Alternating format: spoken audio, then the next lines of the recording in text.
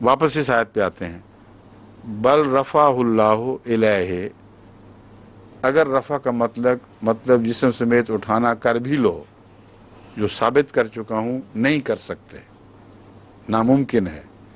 اللہ جب رفع کرتا ہے بندوں کا تو جسمانی طور پر اس طرح اٹھاتا نہیں، قرآن حدیث سے ثابت ہے۔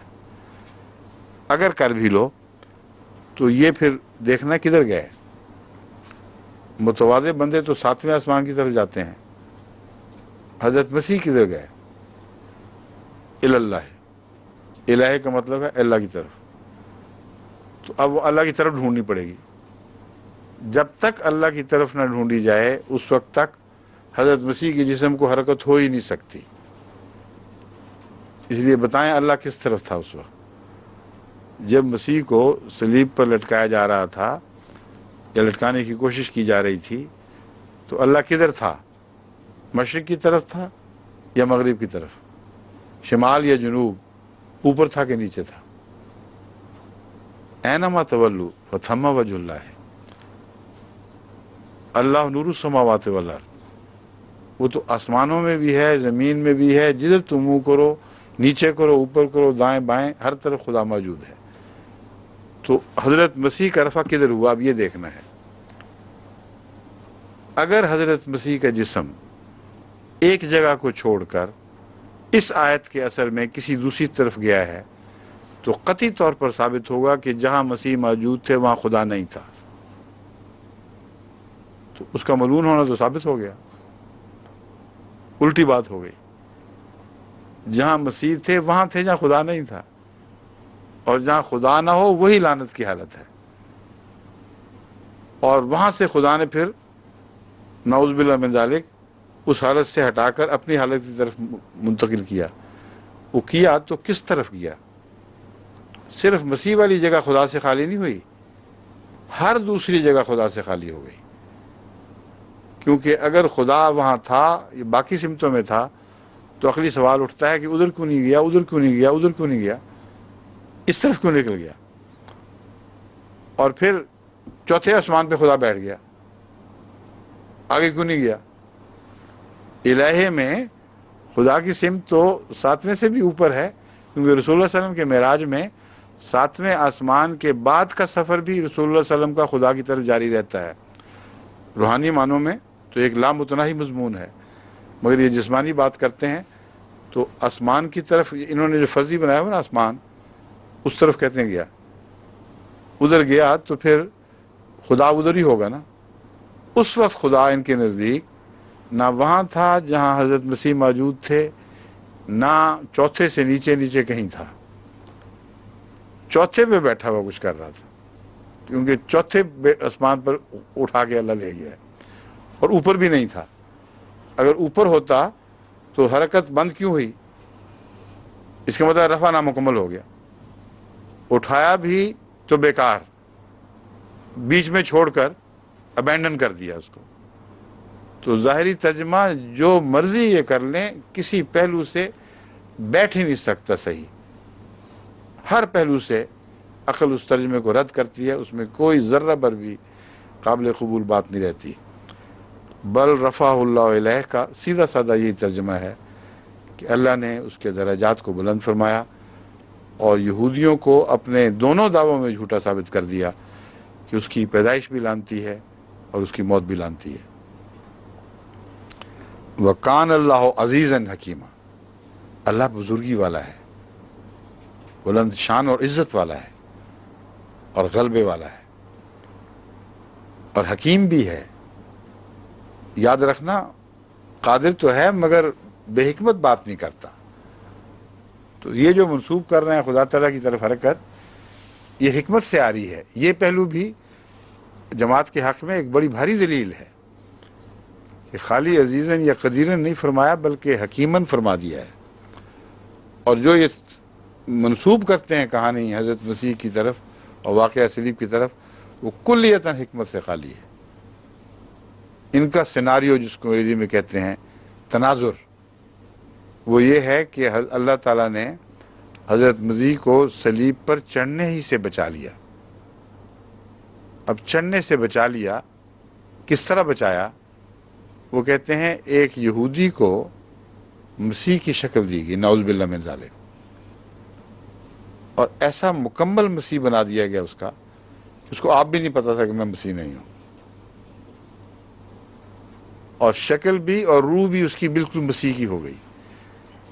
چنانچہ فرشتے اترے، انہوں نے آسمان پہ چھت کھودی، مغورچہ بنایا یعنی ایک کھلا سوراخ کیا، اس کو مولوی مغورچہ کہتے ہیں، تو مغورچہ بنایا، اس میں سے نیچے اتارا اس جھوٹے مسیح کو، نعوذ باللہ من ذالک، اس کو اتارا، اصلی مسیح کو اٹھایا، اور اوپر چڑھے، ان کو ذرا ایک منٹ ہے نا، ہم چھت بند کر لیں، پھر انہوں نے اس کی مرمت کی مکمل، یہاں تک کہ کسی کو کوئی شبہ نہیں پڑا رہا کہ یہاں سوراخ ہوا کرتا تھا، مکمل اسی طرح چھت۔ پھر مسیح کو لیا، اوپر اڑ گئے، کہاں جا کے چھوڑا؟ چوتھے آسمان پہ۔ اللہ کے بچانے کی ترکیب، یہ حکمت جو ہے یہ مولوی کو تو زیب دیتی ہے، خدا کو تو بالکل زیب نہیں دیتی، اس لیے یہ حکمت سے آ رہی ہے، ایک ساری سکیم ہی حکمت سے آ رہی ہے، حد سے زیادہ جاہلانہ سکیم بنتی ہے اگر اس کو ظاہری طور پر مانا جائے۔ ایک تو نبی کو اتنا ذلیل کر دینا کہ اس کی شکل کا ایک بدبخت کافر بنا دینا، اور اس کے ماں کو ذلیل کر دینا، اس کے ماننے والوں کو ذلیل کر دینا کہ اس کافر کی لاش سے لپٹ لپٹ کے روئیں اور اس کو بوسے دیں اور اس کو احترام سے اٹھا کر لے کے جائیں۔ یہ مذاق یہود سے کر رہا تھا اللہ تعالیٰ، یہ اپنے پیاروں سے مذاق کر رہا تھا۔ اتنا جاہلانہ تصور ہے کہ تصور کو جوتیاں مارنے کو دل چاہتا ہے، ایسا ذلیل تصور۔ بڑے مزے سے کہتے ہیں نعوذ باللہ من ذالک، قرآن کریم نے یہ فرمایا ہے۔ اور پھر آگے کیا ہوا؟ کون جیتا؟ یہود جیتے کہ اللہ جیتا؟ اس ترکیب کے بعد یہود کو کیا دکھائی دیا؟ یہود کو یہ دکھائی دیا کہ ایک ایسا شخص ہے جس سے صلیب پر چڑھایا جا رہا ہے، بین ہی مسیح ہے، اور انکار بھی نہیں کر رہا، چڑھنے سے پہلے یہ نہیں کہتا کہ لعنت ڈالو مسیح وغیرہ پہ، میں کہاں سے مسیح ہو گیا، میں تو تمہارا ہی ایک بھائی بند ہوں، مجھے چھوڑو۔ بالکل نہیں، بڑی جرأت سے جاتا ہے، انبیاء کی عظمت کے ساتھ صلیب پر چڑھ جاتا ہے۔ اور یہ مذاق کس سے ہوا؟ غلط کون ثابت ہوا؟ یہودی کے اللہ، کیونکہ جس بائبل کی آیت کی طرف حوالے سے گفتگو ہو رہی ہے اس میں یہ تھا کہ اگر کوئی شخص نبوت کا دعوے دار ہو اور صلیب پر لٹکا ہوا مر جائے تو سمجھنا کہ وہ جھوٹا ہے۔ تو اب یہودیوں نے کیا دیکھا؟ ان کے کہانی کے مطابق یہودیوں نے دیکھا کہ ایک شخص جو دعوے دار تھا وہ آخر وقت تک اپنے دعوے پر قائم رہا اور صلیب پر لٹکا اور صلیب پر اس نے جان دے دی۔ تو وہ یہودیوں کی نسل جس نے یہ دیکھا، ان پر اللہ کی کیا حجت ہوئی؟ وہ جب مر جائیں گے اور قیامت کے دن پیش ہوں گے تو اللہ سے کیا ان کی گفت و شنید ہوگی؟ اللہ ان کو کہے گا جاؤ جہنم میں، تو نے میرے مسیح کا انکار کر دیا تھا۔ وہ کہیں گے اللہ اللہ کرو، یہ کیا بات ہو رہی ہے، کس مسیح کا ہم نے انکار کیا تھا؟ اللہ کہے گا وہ جو یاد نہیں تمہیں رہا، بالکل صلیب پہ لٹکایا تھا اس کو، وہ مسیحیت کا دعویٰ کیا کرتا تھا کہ وہ تو بائبل کہتی تھی کہ صلیب پر لٹکا ہوا جو شخص مر جائے وہ جھوٹا ہوتا ہے، اس بات کی تو سزا دے رہا ہے کہ ہم نے تیرے فرمان کی اطاعت کی، تیری بات کو سچا مان لیا، یہ کون سا انصاف ہے؟ حالانکہ بڑے تم بے وقوف ہو، وہ تو ہم نے تبدیل کر دیا تھا ایسی شکل بدلائی تھی کہ تمہیں ہوا تک نہیں لگنے دی۔ تو اس سے یہودی کیا کہیں گے بیچارے کہ واہ بھائی سبحان اللہ، تیری بھی خدائی کی حد ہو گئی، تبدیل کیا، اشارتاً ہمیں نہیں پتہ لگنے دیا، اور اب پکڑ رہے کہ جاؤ جہنم میں۔ کوئی تک ہے اس میں؟ اشارتاً کنایتاً بھی اس میں کوئی تک نظر نہیں آتی، اور اپنی طرف سے اللہ تعالیٰ نے کمال کر دیا۔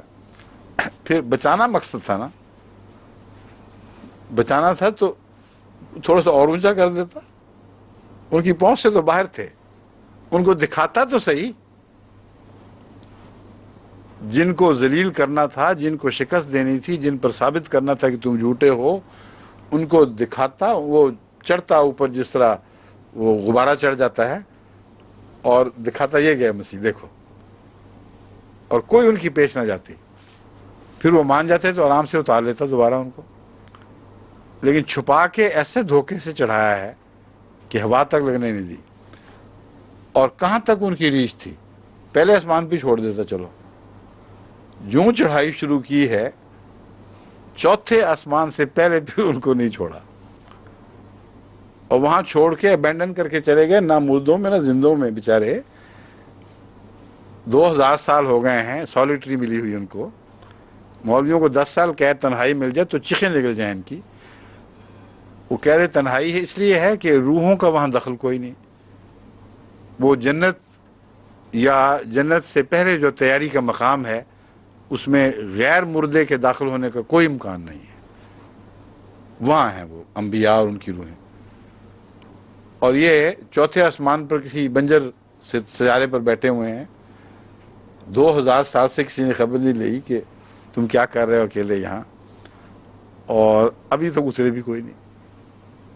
یہ حکمت سے آری ہے یا نہیں، سوال یہ ہے. عزیزن کی پہ زور ڈا کے وہیں ٹھہر جاتے ہیں کہ اللہ قادر ہے، دیکھو عزیز ہے. اگلا لفظ تو پڑھ لو کہ حکیم بھی ہے. وہ کوئی نعوذ باللہ جاہل قادر نہیں ہے، بلکہ حکمت والا، قدرت والا ہے، اور ایسی بات کرتا ہے جس میں اس کی عزت ہو، اور تمسخر والی باتیں اختیار نہیں کرتا. تو یہ وہ آیت ہے جو یہودیوں آج کل کے مولویوں کے مسلک کی تائید کے بجائے ان کے مسلک کے پرزے اڑا دیتی ہے. اس لیے سب سے اہم دلیل مولویوں کے خلاف یہ آیت ہے، جس سے وہ غلط استنباط کی کوشش کرتے ہیں. اور اس سے اگلی آیت بھی وہ ہے جس سے وہ غلط استعمال کرنے کی کوشش کرتے ہیں. وہ ہے وَإِم مِّنْ أَهْلِ الْكِتَابِ إِلَّا لَيُؤْمِنَنَّ بِهِ قَبْلَ مَوْتِهِ. اہل کتاب میں سے ایک بھی نہیں مگر اس کی موت سے پہلے یا اپنی موت سے پہلے اس پر ایمان لے آئے گا. وَيَوْمَ الْقِيَامَةِ يَكُونُ عَلَيْهِمْ شَهِيدًا.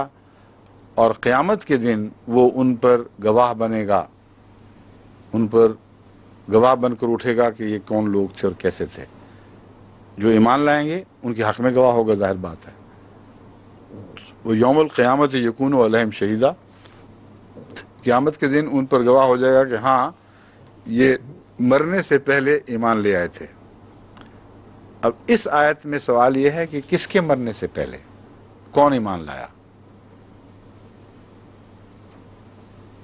یہ جو ضمیر ہے من یوم ننبہ قبل موت ہی سے کیا مراد یہ ہے؟ ایک ترجمہ یہ ہو سکتا ہے اہل کتاب میں سے کوئی بھی ایسا نہیں مگر وہ اپنی موت سے پہلے مسیح پر ضرور ایمان لے آئے گا. ٹھیک ہے؟ اس صورت میں مسیح زندہ ہو یا نہ ہو اس سے کوئی تعلق نہیں ہے.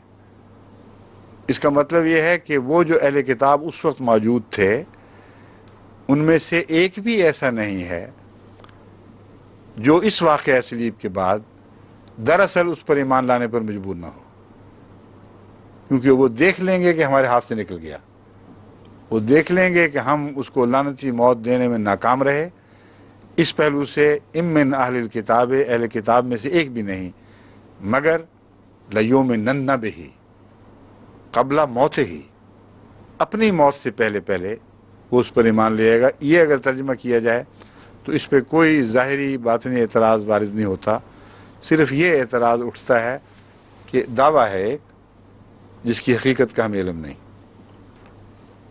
لیکن اس اعتراض کے ساتھ ایک ثانوی اعتراض اور بھی اٹھتا ہے کہ اگر یوم ننہ بہی میں سے مراد یہ لیا جائے کہ وہ مومنوں میں شامل ہو جائے گا تو یہ درست نہیں ہے، کیونکہ ان لوگوں کا کردار اسی طرح گندہ رہا اور مومنوں میں وہ شامل نہیں ہو سکتے.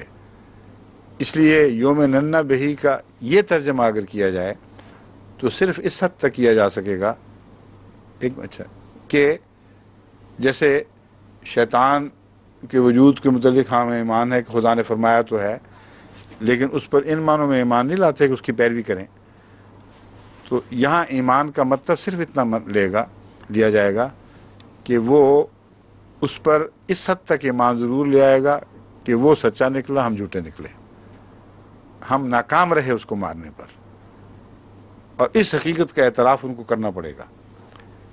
یہ گواہی ملتی ہے کہ یہود کے دل میں یہ آگ سی لگ گئی تھی کہ ہم اس شخص کو مارنے میں ناکام رہے ہیں۔ بس وہ سارے جو موقع کے گواہ تھے وہ اپنی موت سے پہلے پہلے دن بدن اس بات کے قائل ہوتے چلے جائیں گے کہ ہم ناکام رہے ہیں اس کو سولی پر چڑھا کر مارنے میں۔